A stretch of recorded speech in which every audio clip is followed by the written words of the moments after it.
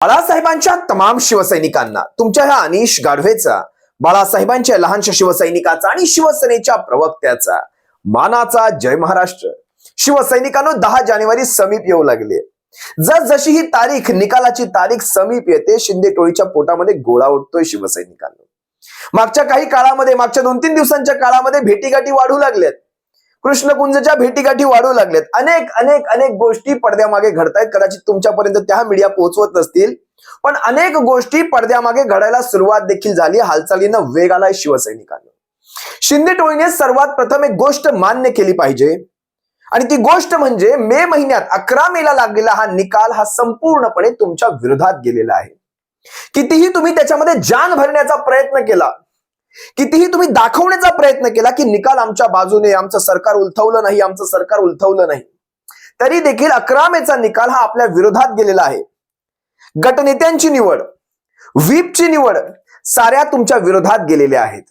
त्यानंतर election commission of इंडियाचे देखील कान चांगल्या पद्धतीने माननीय सर्वोच्च न्यायालयाने टोचलेले आहेत.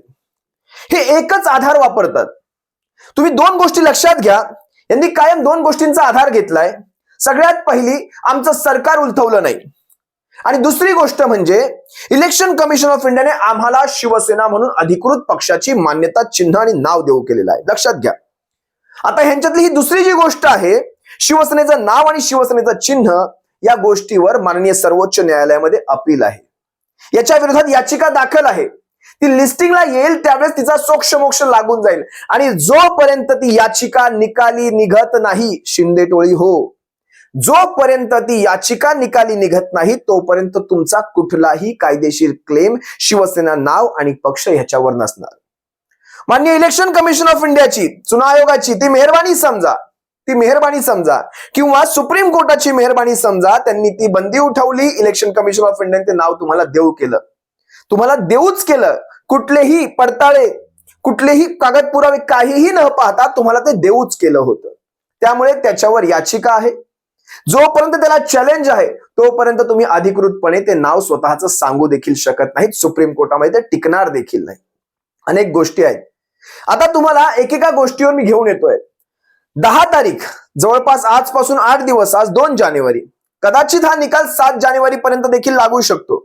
याच्यामध्ये अनेक फाटे देखील फुटले जाऊ शकतात. बघा, महाराष्ट्रामध्ये कायदा सुव्यवस्थेची अशा प्रकारची एक परिस्थिती तयार केली जाऊ शकते. मी शक्यता सांगतोय तुम्हाला की ज्यानंतर महाराष्ट्रामध्ये सरकार चालवण्यापेक्षा राष्ट्रपतींची राजवट ही उत्तम राजवट आहे, आणि तशा प्रकारची परिस्थिती तयार केली जाऊ शकते.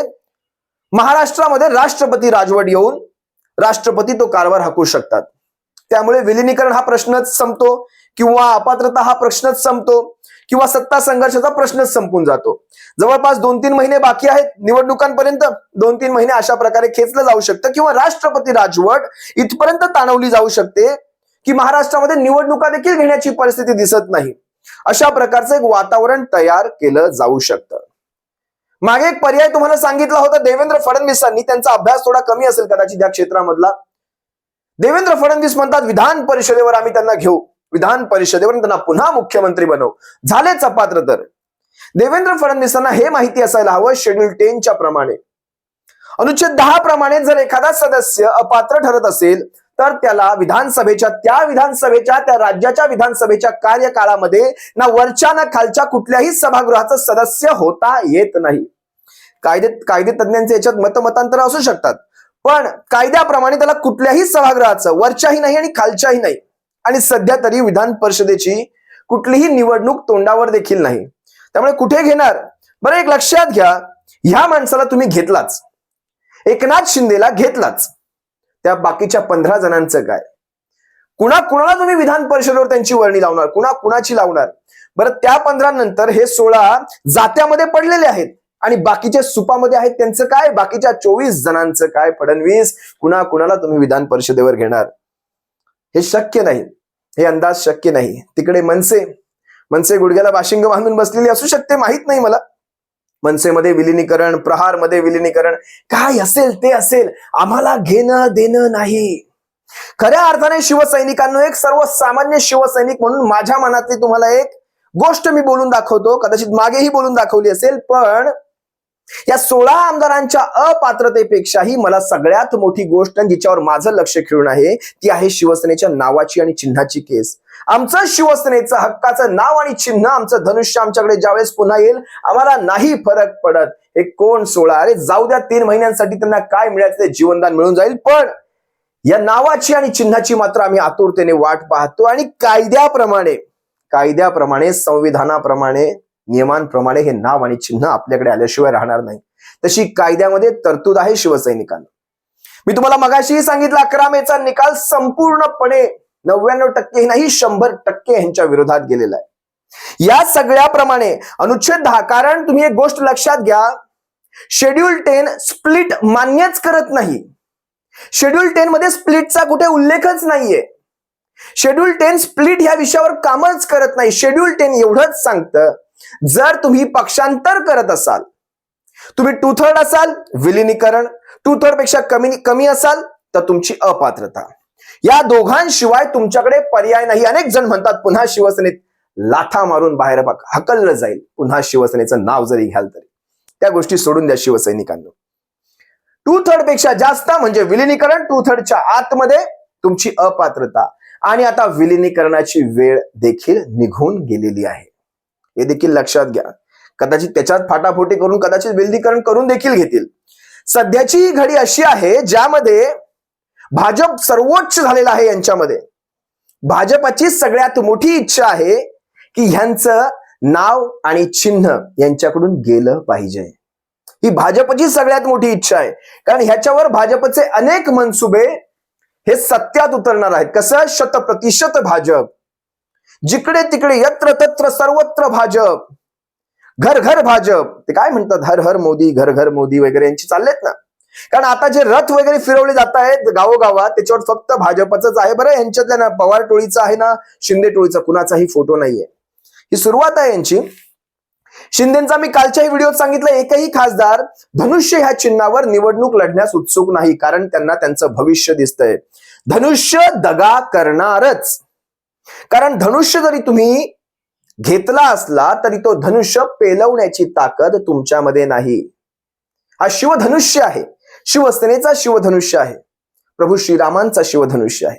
जो धनुष्य फक्त प्रभू श्रीरामांकडेच असू शकतो, तो रावणाकडे कधी येऊ शकत नाही. रावण त्याला कधी उचलू शकत नाही, उचलला तरी पेलवू शकत नाही, बोकांडी पडणार तो धनुष्य. त्यामुळे या शिंदेच्या खासदारांना हा धनुष्य पेलावणारा नाही. त्यांनी विनंती केलेली आहे की आम्हाला यावेळेस कमळावर लढू द्यावं, पुढच्या वेळेस पाहून घेऊ. आणि भाजपाची सुद्धा तीच इच्छा आहे, कारण भाजपाला आपला स्ट्राईक रेट कधीही पाडायचा नसतो. भाजप आपल्या स्ट्राईक रेटला कायम जपतो. त्यामुळे आणि भाजपच्या व्यतिरिक्त जर इतर चिन्हांवर लढलं गेलं तर भाजपाचा मतदार कधी मतदान करत नाही. हे देखील ऐतिहासिक सत्य आहे, कारण आजपर्यंत आपण हा इतिहास पाहत आलेलो आहोत. त्यामुळे भाजपा ह्यांना कमळावरच लढवणार. जर ह्यांच्यातल्या कुणाला घेतलं तर, एखाद दुसऱ्याला घेतलं तर, बाकीच्यांचा तर बळी नक्कीच गेलेला आहे. एकनाथ शिंदेचा कदाचित कुठेतरी एखाद्या मंडळावर वगैरे टाकून त्यांचा तो राजकीय पुनर्वसन करू शकतात, पण इतरांचं काय? हे विलिनीकरण मात्र अटळ आहे. मी तुम्हाला आणखी काही गोष्टी सांगतो ज्या खऱ्या अर्थाने भाजप पळापळ करतोय. ह्यांना शिवसेना सिद्ध करण्यासाठी खऱ्या अर्थाने जर पळापळ जर कोणी करत असेल तर भाजप करत असेल. कारण सध्याच्या घडीला जी बदनामी चालू आहे ती शिंदे टोळी सकट उभ्या महाराष्ट्रात भाजपची देखील झालेली आहे. त्यामुळे हे निवडणुका टाळणं, जास्तीत जास्त वेळ घालवायचा प्रयत्न करणं, जितका जास्त वेळ जाईल तितकी सहानुभूती कमी होते का, लोकांच्या मनातून शिवसेना उतरते का, अशा प्रकारचं स्वतःच्या मनाचे स्वतःचे समजूत घालून घेणं, अशा प्रकारचं वातावरण. पण तसं काही होताना महाराष्ट्रात दिसत नाही. उद्धव साहेबांची प्रसिद्धी, उद्धव साहेबांविषयी जनतेच्या मनात असलेलं प्रेम हे वाढतच जाताना आपल्याला सध्या तरी दिसतंय, वाढतच चाललेलं आहे. तुम्हाला याची अनेक ठिकाणी प्रचिती येईल. सगळ्या गावोगाव शिवसेनेच्या जेव्हा होऊ द्या चर्चा कार्यक्रम झाले, एकाही ठिकाणी शिवसेनेच्या कार्यक्रमाला सगळीकडे तुडुंब प्रतिसाद. पण ह्यांच्याच कार्यक्रमांना सरकारी काय ते सरकार आपल्या दारी वगैरे अशा कार्यक्रमांना लोकांना नोटिसेस पाठवाव्या लागतात. जर तुम्ही आले नाही तर तुमच्यावर ही कारवाई, आणि काहींना नोटिसेस अशा प्रकारे पाठवाव्या लागतात जर तुम्ही आलेत तर तुमच्यावर कारवाई. आणि ह्यांना माहिती विरोध होणार आहे, सगळीकडनं विरोध होणार आहे. हे अशा प्रकारचं घाणेरडं वातावरण ही भारतीय जनता पक्ष उभ्या महाराष्ट्रात करते. 16 आमदारांची अपात्रता. बघा, आता ह्या विषयावर मी तुम्हाला सर्वांशी बोलतोय. सगळ्यात पहिली गोष्ट, ही घटिका जसजशी समीप येऊ लागेल तशी लग्न घटिकेच्या बाबतीत आपण म्हणतो असतो आली लग्न घटिका समीप नवरा वगैरे ते, पण ही जशी निकालाची घटिका समीप येऊ लागले यांचे हार्टबीट वाढू लागले, हृदयाची धडकन वाढू लागलेली आहे. का तर बघा, निर्णय जर विरोधात गेला तर निवडणूक आयोग, हा निर्णय जर विरोधात गेला तर निवडणूक आयोगाने जो दिलेला निर्णय आहे तो देखील त्याच्यावर देखील लागलीच स्टे येऊ शकतो. आता विधानसभेचे अध्यक्ष ही गोष्ट किती करतील किती नाही हा साशंक आहे, पण लक्षात घ्या, जरी विधानसभेच्या अध्यक्षांनी हा निकाल दिला नाही, एक गोष्ट मानून चला की नाही दिला, आणि शक्यता सध्या तीच दिसते, कारण विधानसभेचे अध्यक्ष किती निष्पक्ष वागतील हाच एक मोठा प्रश्नचिन्ह आहे. समजा नाही दिला तर माननीय सुप्रीम कोर्टामध्ये सुप्रीम कोर्ट सर्वप्रथम या केसचा निकाल निवडणुकांच्या आधी लावेल, ही गोष्ट सत्य आहे. कारण त्याच्यावर पक्षांच्या रणनीती ठरलेल्या असतात, पक्षांची पुढची ध्येय धोरणं ठरलेली असतात. सुप्रीम कोर्ट या गोष्टीला प्रायोरिटीमध्ये घेतं, कारण निवडणुका हा देशाच्या लोकशाहीचा मूळ स्तंभ आहे, आधार आहे. त्यामुळे ज्यावेळेस निवडणुकांच्या अगोदर ह्याचा निकाल लागेल, हा निकाल मात्र शिवसेनेच्या बाजूने असेल नियमांना पाहिल्यानंतर. आणि जर हा निकाल वेळ घेत असेल, समजा आतापर्यंतचा अनुभव पाहता हा निकाल जर वेळ घेत असेल तर माननीय सुप्रीम कोर्ट स्टेटस को अँटाय पुन्हा करू शकतं. कशाच्या बाबतीत? मुख्यमंत्री पदाच्या बाबतीत मी म्हणत नाही. स्टेटस को अँटाय म्हणजे ज्या गोष्टीवर माननीय सुप्रीम कोर्टाने जो रोख उठवला होता, म्हणजे जे निर्बंध उठवले होते, इलेक्शन कमिशन ऑफ इंडिया लागलीच तो निर्णय घेतला आणि नाव आणि चिन्ह देऊ केलं, तो निर्णय पुन्हा घेतला जाऊ शकतो की ह्यांना पुन्हा त्यांचं जुनं नाव, आणि शिवसेनेकडे त्यांचं नाव तर आहेच, शिवसेना नाव आणि शिवसेनेचं धनुष्य हे पुन्हा गोठवलं जाऊ शकतं. हा निर्णय होऊ शकतो, याची शक्यता फार जास्त आहे. आणि जर असं झालं तर मात्र शिंदे टोळीला विलिनीकरणाशिवाय कुठलाही पर्याय उपलब्ध नाही. कारण शिंदे टोळीला जे कुठलं चिन्ह घेऊन ते उभे राहतील त्याच्यावर त्यांना एखादं देखील मतदान पडणार नाही. स्वतःच्या घरातली माणसं देखील मतदान करतील की नाही हा देखील एक क्वेश्चन मार्क आहे. त्यामुळे धनुष्य गोठवल्यानंतर या केसचा खऱ्या अर्थाने निकालच लागून जाईल. संपला, विषय संपला. आणि माननीय सुप्रीम कोर्टाने मागेच 145 पानांमध्ये क्लिअर केलेलं आहे, पुन्हा पुन्हा त्याच गोष्टी ते घोळवत बसणार नाहीत. त्यामुळे विधानसभेचे अध्यक्ष किती वेळ काढतायत आता पाहूयात, नेमकं काय घडणार आहे, परिस्थिती याला उत्तर देईल. शिंदे गटाला पुन्हा बाळासाहेबांची शिवसेना नाव कदाचित दिलं जाऊ शकतं आणि स्टेटस को अँटाय हा पुन्हा केला जाऊ शकतो. 16 आमदार अपात्र झाले तर नावाचा आणि चिन्हाचाही निकाल जागेवर लागेल. जर आमदार अपात्र म्हणजे व्हीपही मान्य केला, आमदार अपात्र झाले म्हणजे व्हीप मान्य झाला, गटनेते मान्य झाले आणि व्हीप मान्य झाला याचा अर्थ पक्ष मान्य झाला, त्यामुळे ह्या केसचा निकाल जागेवर संपतो. आणि मागेही सांगितलं आणि मगाशीही सांगितलं, मूळ आमचं जे लक्ष आहे ते शिवसेना नाव आणि या चिन्हावर आहे. बाकी आम्हाला काही फरक नाही पडत. बाकी जनतेच्या न्यायालयामध्ये आम्ही असो, आम्ही जनता जनार्दनाच्या समोर हात जोडून उभे राहू. मायबाप जनता, तुम्ही विचार करा, तुम्ही ठरवा, शिवसेनेचं काय करायचं हे तुम्ही ठरवायचं, या ऐऱ्या गैऱ्यांनी ठरवायचं नाही. त्यामुळे शिवसैनिकांनो, जे चाललंय ते अशा प्रकारचं चाललंय. या शिंदे टोळीचा जो काही कार्यक्रम लागलाय हा अतिशय पद्धतशीरपणे आणि नियोजनबद्ध पद्धतीने लावलाय, आणि तो आपण नाही लावलाय. हा कार्यक्रम ज्याने ह्या खेळाला खऱ्या अर्थाने सुरुवात केली त्या भारतीय जनता पक्षाने लावलाय. पण त्या भारतीय जनता पक्षाला हे माहित नव्हतं, खऱ्या अर्थाने त्यांनी ज्यावेळेस या खेळाला सुरुवात केली त्यांना हे माहित नव्हतं की शिवसेना इतक्या कडव्या आणि कठोर पद्धतीने विरोध करेल, किंवा उभ्या महाराष्ट्रात अशा प्रकारचा एक संघर्ष दिसेल की जेणेकरून फक्त शिंदे गटाचंच नाही तर भारतीय जनता पक्षाचं पण अस्तित्व पणाला लागायची शक्यता येईल. तुम्ही ग्रामपंचायतीच्या निवडणुका सोडल्या तर ह्यांनी कुठल्याही निवडणुका लावायची हिंमतच दाखवलेली नाही. याचा अर्थ भारतीय जनता पक्ष किती डिप्रेशन मध्ये आहे याची तुम्ही कल्पना करा.